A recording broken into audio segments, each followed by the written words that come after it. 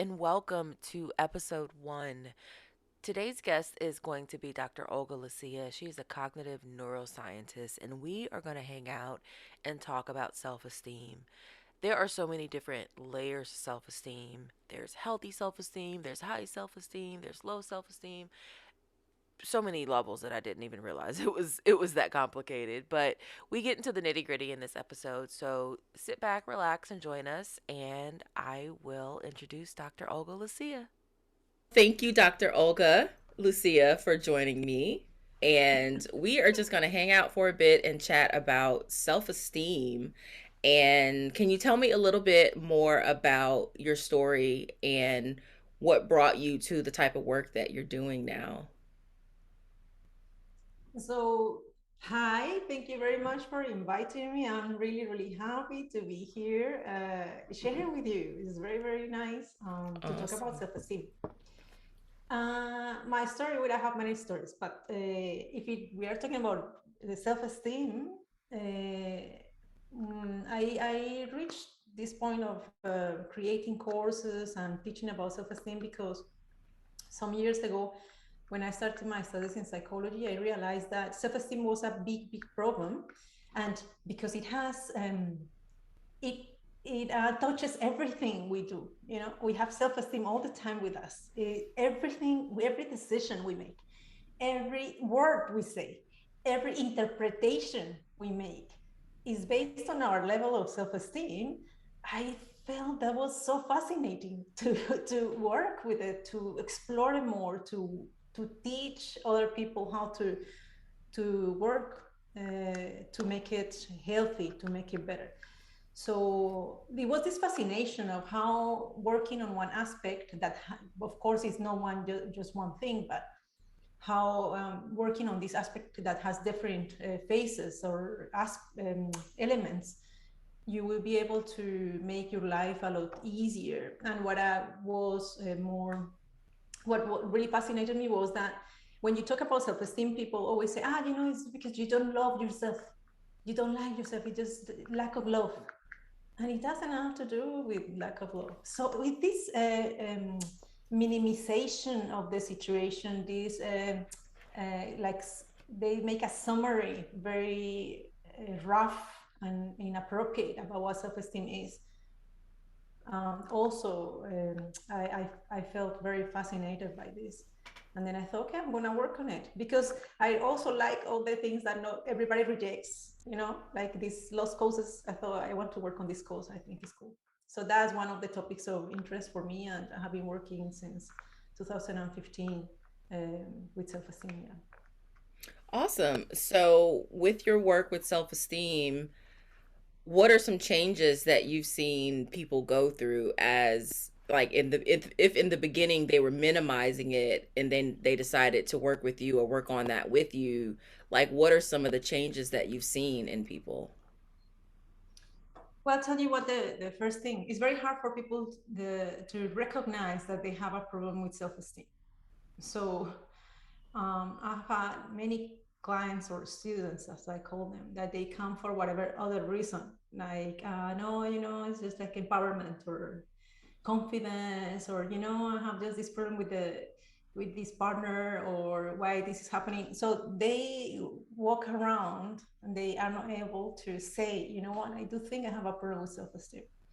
So the first change that I see is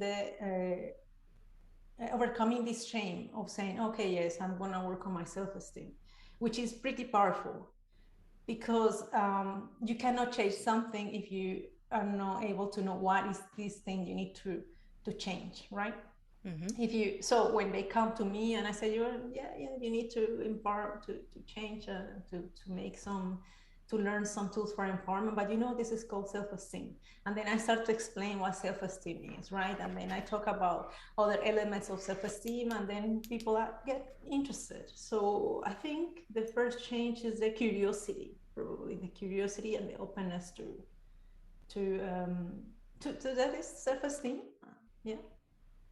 Awesome. So then moving through, do you have a specific process that you use with your clients? So the first thing that I do when I I'm working on self-esteem is to explain what self-esteem is, because people have this wrong concept of self-esteem. They do believe that self-esteem is like, okay, you have self-esteem that is low and high, and the high one is the good one, which is not true. And then the first thing that I try to do is to clarify what is self-esteem, and what we are aiming to achieve during this process. So self-esteem have and it's very complex. Actually, it's a very complex process. The definition of self-esteem is very important, because then you realize what effect it has. And allow me to say the definition, or well, a very loose definition, but it's understandable. It's like the definition by Nathaniel Branden, which I like very much, is like a reputation you have with yourself, you know, your reputation, your own reputation, what I think about me. So I always tell people, okay, if you have someone, your neighbor, if he has a bad reputation, how would you behave towards this person? What would you think about this person? How would be your interaction with this person if he already has a bad reputation? No, you think he's lazy, everything the person does, it will be from this point of view that yeah, because he's lazy. No, we will not ask him because he's lazy. No, no, you don't. No, you start to have certain bias regarding this person, because in your concept, in your definition of this person is this lazy thing, right? Right. What happened when it's us, when it's about us, our reputation? We are very hard with ourselves. We are hard with others, but we are even harder with ourselves. So the problem starts there. So when I ask them, so how are you with someone that you consider that is like meh? You behave like meh, right? It's Right. the same thing with yourself. So we start from that point, because people say, yeah, yeah, it's actually true. So it's like self-esteem is a global attitude towards oneself. That's really, really important. And then self-esteem is a set of guidelines we have in the way we think, we feel, we behave toward ourselves. So from that point of view, so you realize that okay, I need to check, to revisit my guidelines, what I'm thinking, what I'm feeling, how I'm behaving toward myself. And from there we start the work. Wow. That's true. I mean, I never thought of it that way, but when you say the reputation you have with yourself, and I do agree, we beat up on ourselves, especially high achievers and perfectionists. And, those are all traits of people that are ambitious.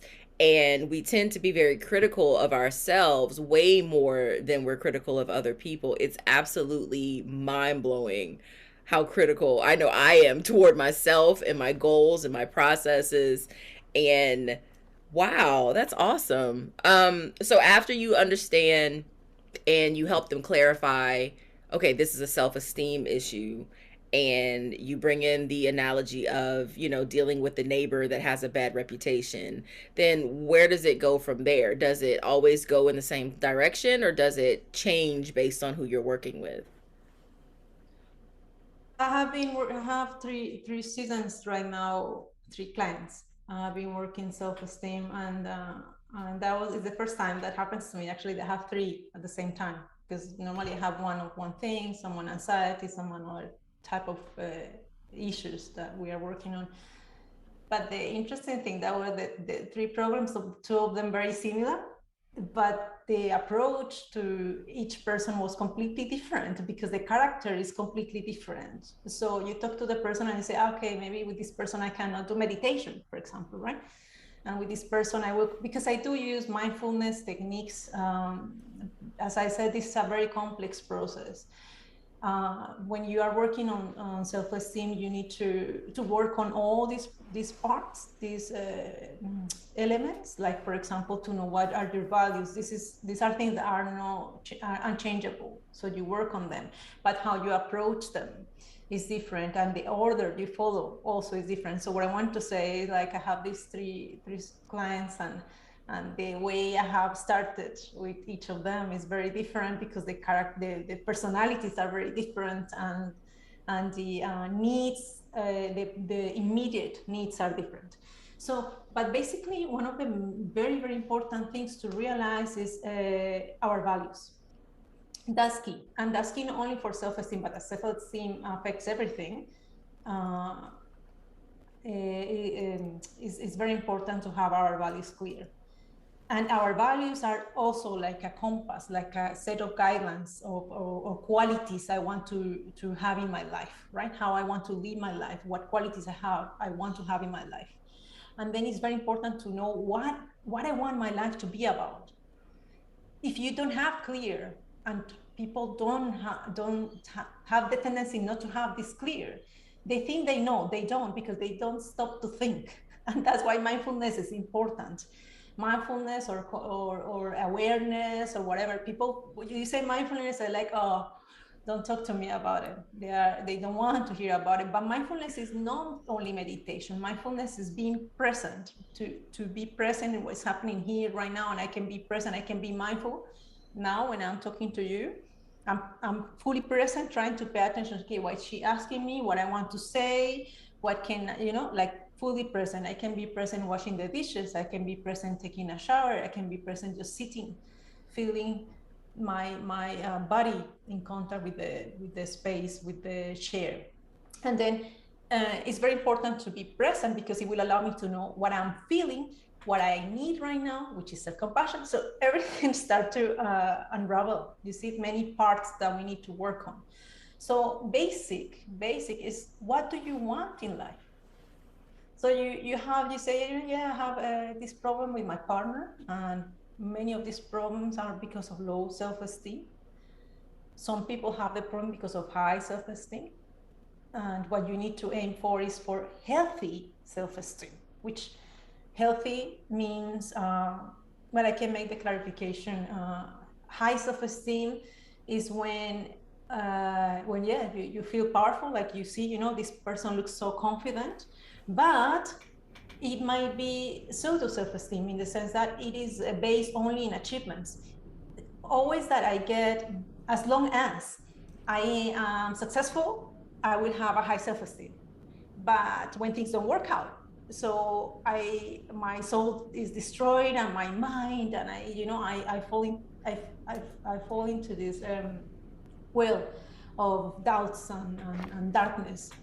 So I am not aiming for high self-esteem. I'm aiming for healthy self-esteem, the one that is stable somehow, so it remains regardless of having good moments or bad moments, because we will experience good moments and bad moments. We will experience rejection constantly. We experience rejection.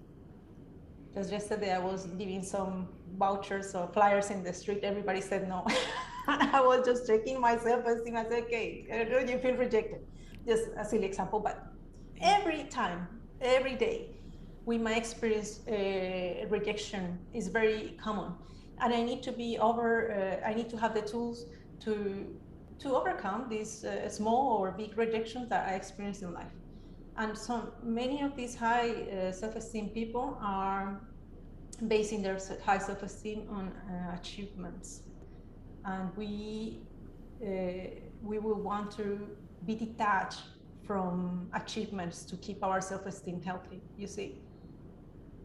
So the basic thing, as you were asking me, what I should work on is the values. What do I want in life? Do I know what I want? So yeah, I want a happy relationship. I want to be successful at work.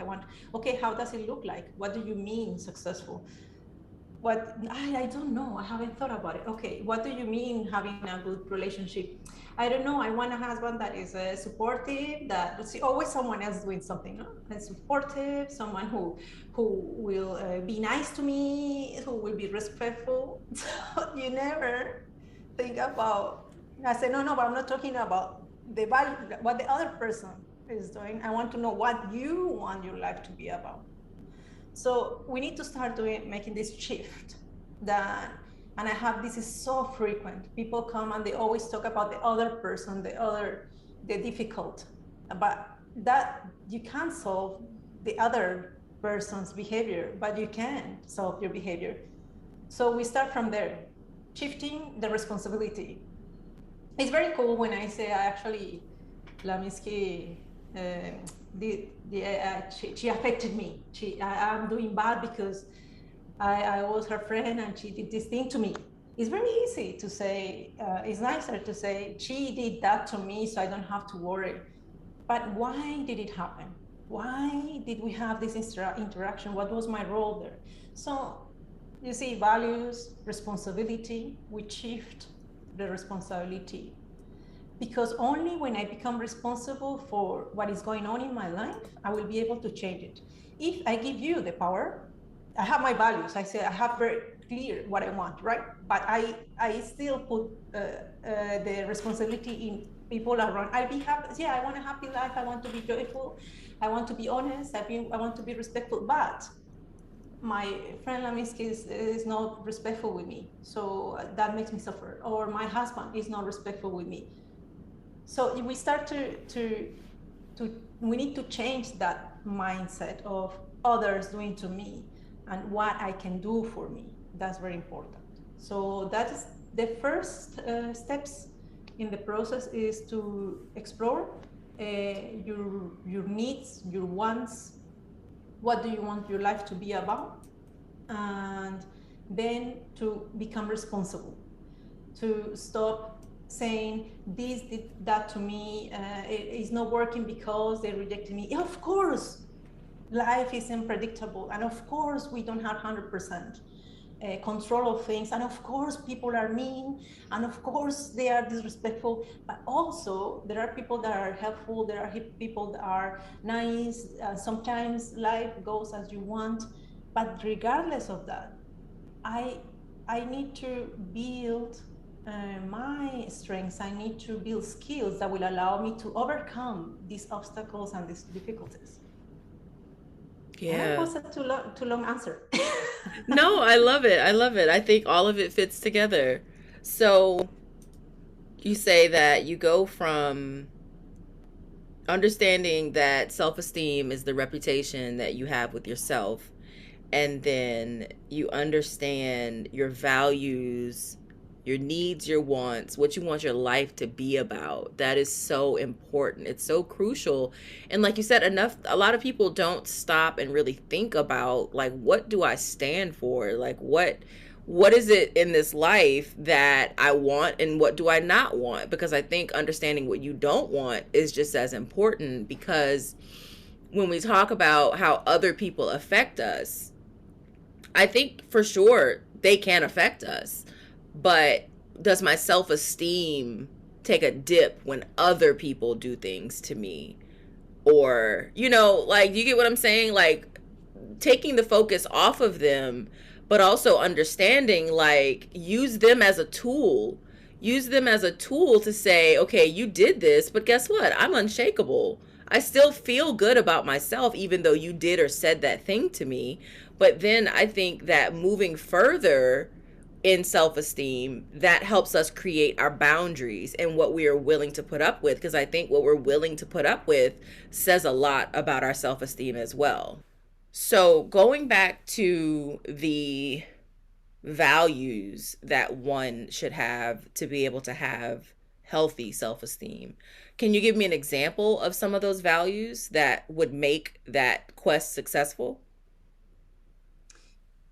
Values are personal, so I cannot tell you what your value look like, because it really depends on what are what the people want from them. Is you need to explore your own values. uh, if I tell you, okay, one of your values should be self-care, that wouldn't be a value. Values are really personal. It's something that is really meaningful to you. If I ask you right now, okay, what do you want your life to be about? What would you like? Some people, for example, which is I really like this one, they want financial stability. And I have seen this is like a this is an aspect that some people don't take very well, uh, because they find it superficial, and I think that's judgmental. If for a client or for a client, it's important to have financial stability, and they want that the life to be about having one of the values is to have financial stability. Who am I to say, actually you should have more spiritual values, you see? So I have encountered this, that sometimes people criticize this, but each value is personal, and I think is the important thing is that that is important to you. So one exercise that we have in ACT for finding your values is, for example, uh, your eight is called the 80 years old party, 80 years old birthday party. So someone is going to give a speech about you. What would you like the speech, the content of the speech to be, right? Laminsky was a fantastic person, generous, kind, honest. So everybody will say something different. For example, I would like to think that they will say she was quite cool, flexible. That would be important for me. Like I was flexible with things, that I could just flow. It's not always true, but I really want it to be one of Right. my main values. Freedom is one of my values. Yeah, but that might not be your case. What would be, for example, your speech about, if there's So someone is giving a speech? So I would like someone to say that I was always authentic. I was always myself, no matter where I'm at, whether I'm in corporate America, whether I'm in the grocery store, whether I'm at a family event, I'm always the same person. That for sure is one of my values. You see, authenticity.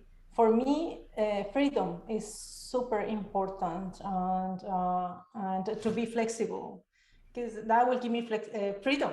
You see, if I'm flexible to whatever is happening and meeting people, so I will reinforce the value of being free, being attached to things. So that is just for me, and then for you is authenticity, and there are many other values that, well, we don't need to make here the long speech, right?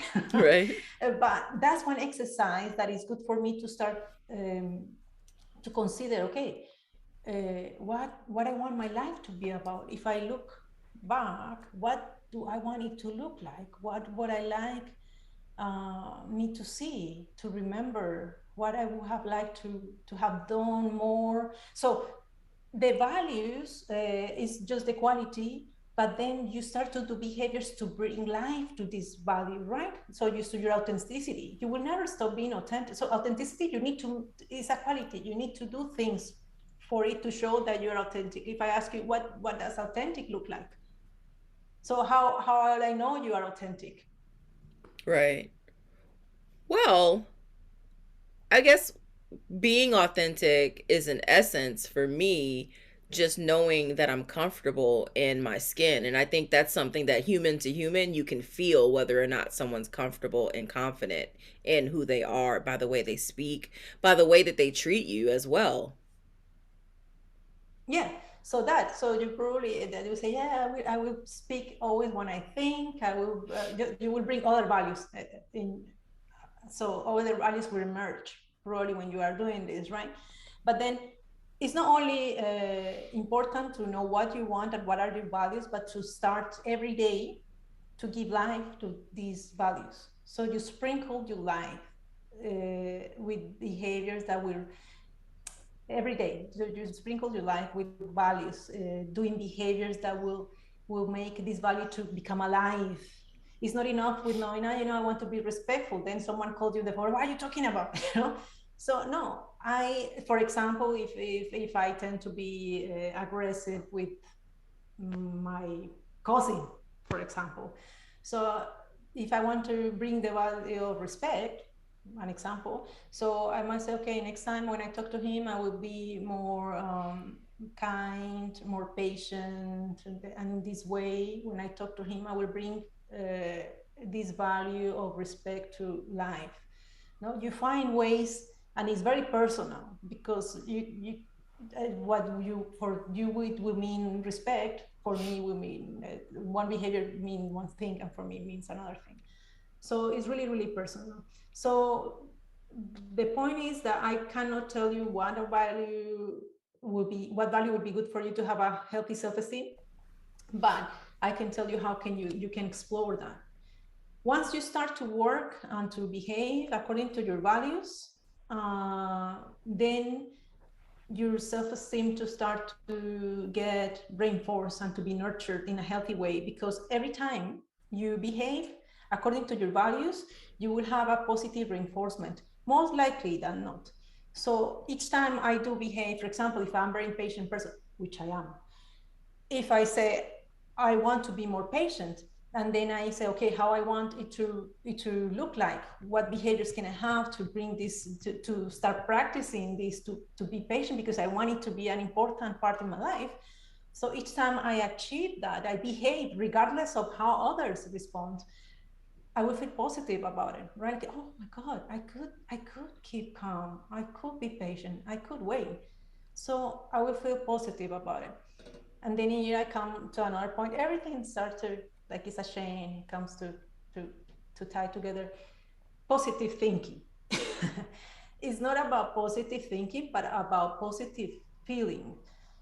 I I do things that make me feel positive, that bring positive reward, because these type of behaviors that are each time I do a behavior that makes me feel good, it can be reinforced, and it can be made permanent.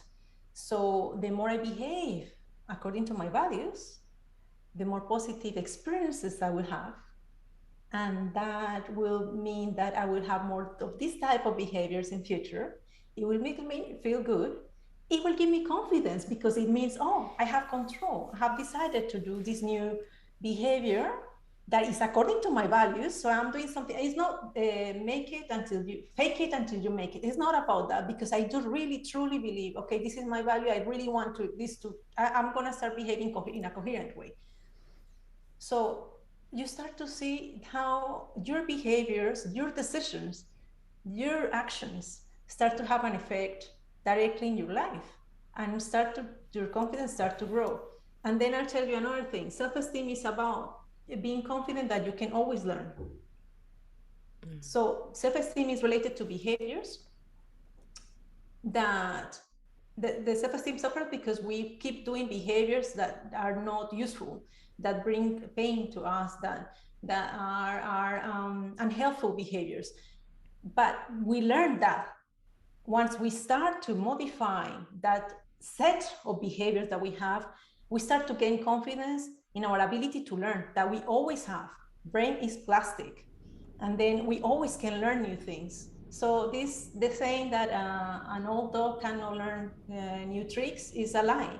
We can learn new tricks every day because the brain is plastic. So you can always learn new behaviors, you can always adopt new behaviors, and with this way in this way you will have positive reward, positive emotions, and these will make that your previous unhelpful behavior will start to evolve to helpful ones. Yeah. That makes sense.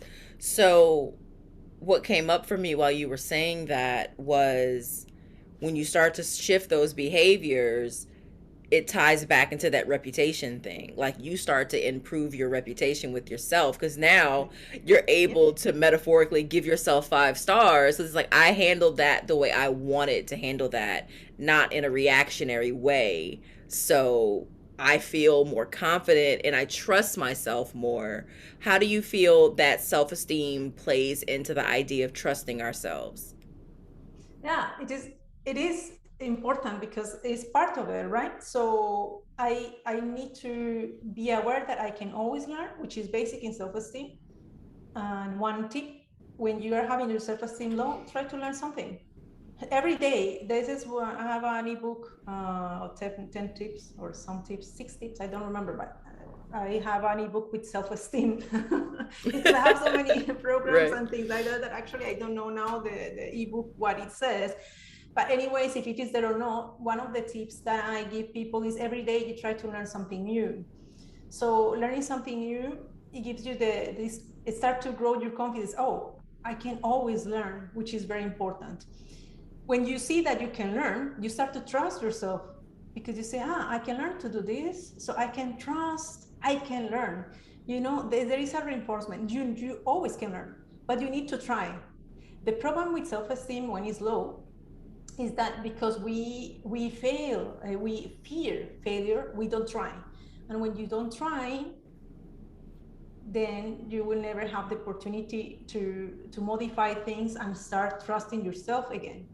It is a matter of trust, but for you need to start, give the first step. So first, you have to be clear in your mind that you can always learn. Start doing it, and when you start doing it and you start to see the positive results, trust start to grow in you, and then your self-esteem start to get reinforced. You get more confidence, your self worth increases, although in an objective matter, it was never bad, because beings don't have value, like I cannot say, yeah, my value is 10,000, my value is 1,000. That doesn't make sense. But for ourselves, we do have some measurement of how much is our Right. self-worth. Our self-worth grows, our self-concept grows, our self-confidence grows, our self-esteem start to have a healthy shape, right? So trust is very important, but we don't tend to trust ourselves because our reputation is bad. Say, no, I'm not gonna do it because anyways I'm gonna fail. and and I wanted to say, now that I think about this, you mentioned about others, that the others affecting your self-esteem, and sometimes it does have a powerful effect what others are telling you. You think you are able to do it, and then your mother comes and say, you shouldn't do it because you're not gonna be able to do it.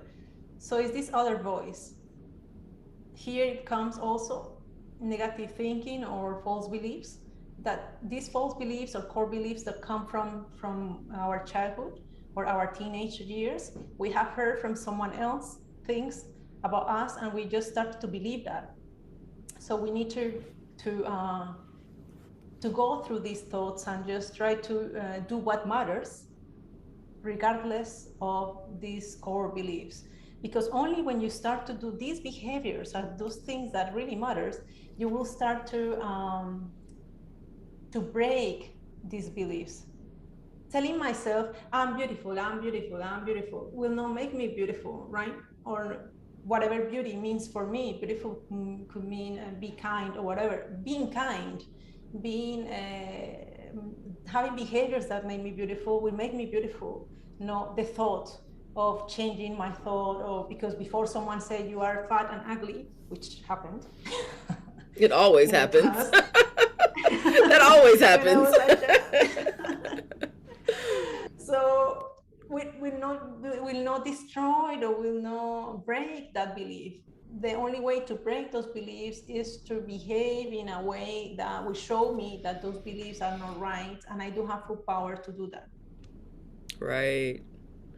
Yeah, I that's a lot to digest. Give me a second. So, when you brought up the idea of thinking you can do something and then having someone come along that is a key player in your life, or should be a key player in your life, like your mom or your significant other, or your family member, and then they tell you that you can't do something, that's hard unless you've really done the work on your core beliefs and your personal values. Because for so long, and I think culturally, we can get stuck into a system that doesn't serve us.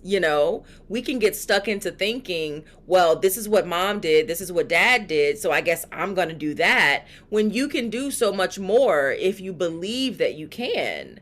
And so, being the only person to believe in yourself among people that don't believe in you, that's a hard place to be. And it's a hard place to pull yourself out of.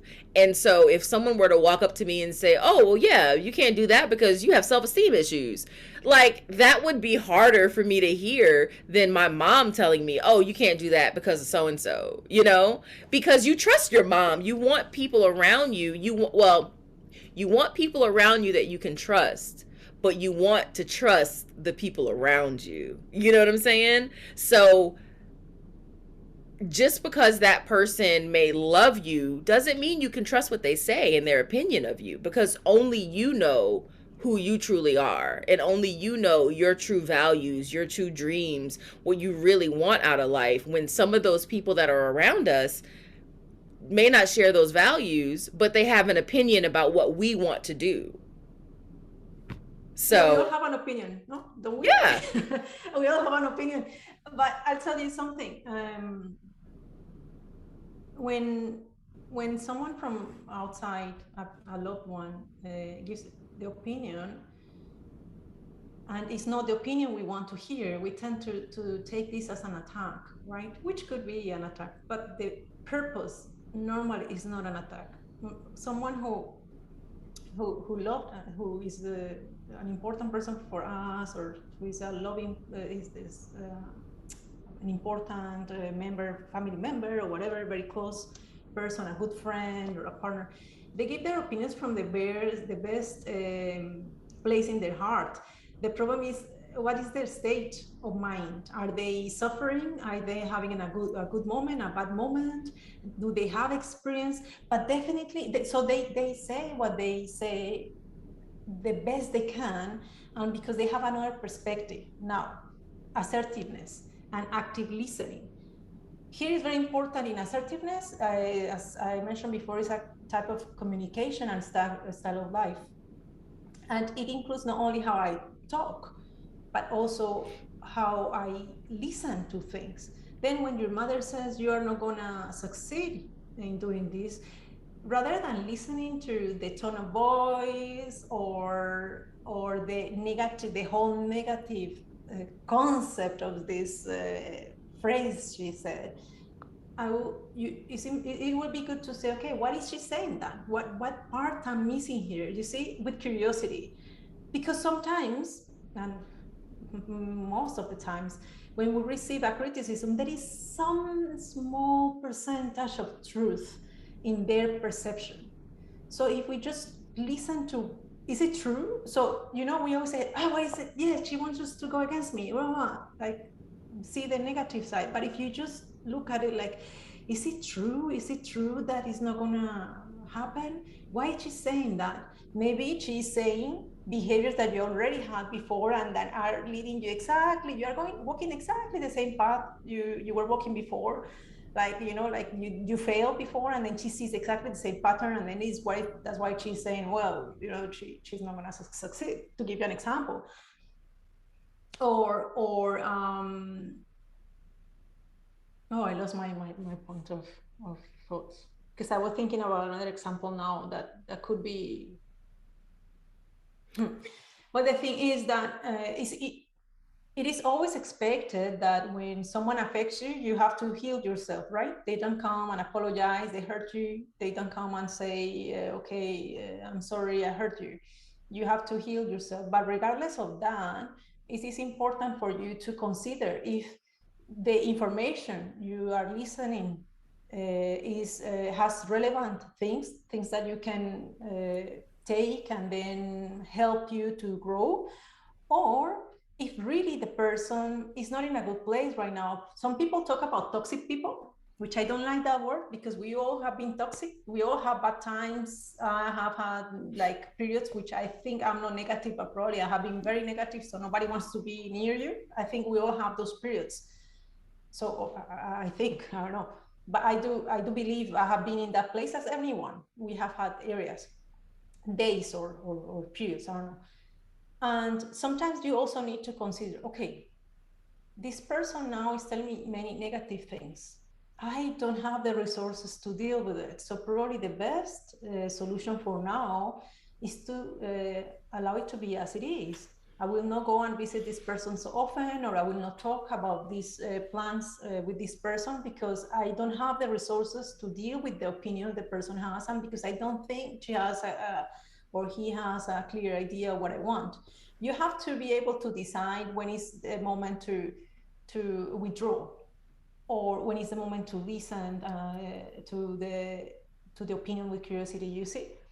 So I if you do. think it could be useful, you stay. If you think it's just too difficult, complex for you to deal with, you are not able to understand it, create distance. For Just listen. sure. And it takes self-esteem and you being assertive in your self-esteem to create that boundary, because creating those boundaries, especially with people that you love or want to love, it can be very, very hard. um you said something earlier about truth and really getting down to the meat of what, like you say, active listening and listening to the person and hearing. I think sometimes people can have opinions about the things that we do. It's hard for me though to take that opinion when you haven't even spoken to me about what I'm doing. You just see something and you have an opinion about it, but you haven't sat down to speak with me about it so that I can pull that truth out of you. Because sometimes I feel like people can make a judgment or make a statement and say you can't do that, but then you ask them why can't I do it and they don't have an answer for you. So I think, like you said, listening and pulling that truth out of it, like, okay, if you think I can't do this, I'm willing to listen. But sometimes people don't even have a clear reason for them saying that. It's just a feeling, or the word hater comes up. Oh, they're just being a hater, which it's easy to say that because people don't always take the time to really understand what you're doing and why you're doing it and what you're really going through before they have an opinion about it. So it's very important, I feel, to build that self-esteem with yourself and build those values and those beliefs about yourself and your work and where you're going, because in the face of random people, whether you love them or not, you're going to be challenged and you can get knocked off of that platform, so to speak, of self-esteem, if you don't really walk through, okay, what am I doing, why am I doing this, what does this stand for me. Yeah. For sure. Man, I feel like we can go on for like another 4 hours on this, but I think that you have covered so much that is so helpful in just helping people realize, like, the beginning stages is understanding what you want.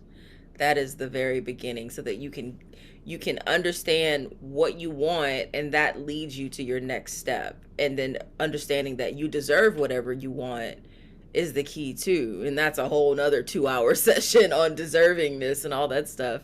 But I think that this was awesome. I really appreciate you coming on and explaining all of the aspects of self-esteem.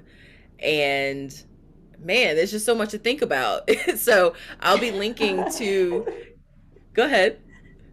No, no, I think I was just thinking like, that now they don't need to come to me. They need to pay attention, take notes, and do exercises. No, there's But I so mean, much. it's happy.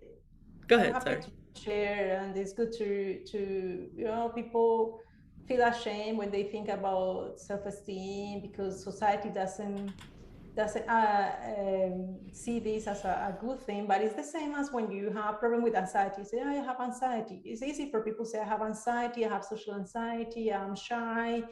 But to say I have a low self-esteem is so shameful. But the problem is, if you take time in accepting that, the longer it will take for you to achieve the life you want. There is no shame in this. It's a very complex process that has to do with childhood experiences, false beliefs, lack of self-compassion, lack of clarity in your values. You see, it's many things, but then it's called self-esteem. It doesn't make you less, it makes you intelligent. Once you say emotionally intelligent, once you say, okay, I have a problem here, let's work on it. So Yeah. I'm happy to share because it's very important for our well-being. Awesome. I agree. Well, thank you for coming on. I really appreciate the time. And this was just awesome. So, all right. Thank you for Thank having you. me. You are so welcome. And you're welcome to come back too if you want to talk some more. You invite me anytime you want. I'm happy to share anything about the topics I've gone through. So I'm happy to share. Yeah. Awesome. Well, thank you. So, this is the conclusion of the episode. Thank you guys so much for joining me and listening in. Check out the description for Dr. Olga Lucia's links at eqness.com. She's got courses, She works with clients to develop what they want to do and their vision for their life. So go ahead and check her out. Information is in the description. Please join us next week for the next episode. And I will talk to you soon. Have a great one. Be well.